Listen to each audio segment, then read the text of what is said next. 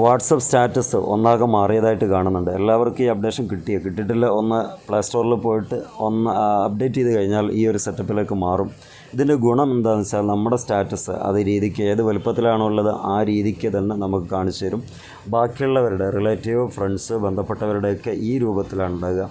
എന്ന് പറഞ്ഞാൽ കുറച്ചുകൂടെ വൈഡായിട്ടുള്ള വ്യൂ നമുക്ക് കിട്ടുന്നുണ്ട്. നേരത്തെ ചെറിയ ഒരു ബോക്സിലാണല്ലോ ഉണ്ടായിരുന്നത്. ഇപ്പം നല്ല രീതിക്ക് ലാൻഡ്സ്കേപ്പ് ആയിട്ടുള്ളതുണ്ട്. ആ ഒരു വ്യൂ കിട്ടുന്നത് കൊണ്ട് തന്നെ സ്റ്റാറ്റസ് എന്താണ് സംഭവം എന്നുള്ള ചെറിയൊരു ഐഡിയ നമുക്ക് കിട്ടുന്നുണ്ട്. ഇങ്ങനൊരു മാറ്റം നിങ്ങളുടെ ശ്രദ്ധയിൽപ്പെട്ടിട്ടില്ലെങ്കിൽ ഇതൊന്ന് നോക്കിയാൽ മതി.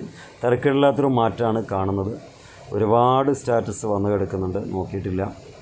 ഇങ്ങനൊരു മാറ്റം നിങ്ങളുടെ അഭിപ്രായം എന്താണെന്നുള്ള അറിയിക്കുക. കിട്ടാത്തവരൊന്ന് അപ്ഡേറ്റ് ചെയ്യുക. അപ്ഡേറ്റ് ചെയ്ത് കഴിഞ്ഞാൽ ഇങ്ങനെയുള്ള മാറ്റം നമുക്ക് നമ്മുടെ ഫോണിലും ലഭിക്കും. ഒരുപാട് വാട്സപ്പ് സ്റ്റാറ്റസ് നമ്മളെ ഫോണിലുണ്ട്. ഓരോരുത്തരുടെ സുഹൃത്തിനനുസരിച്ച് ഉണ്ടാവും. ഓക്കെ.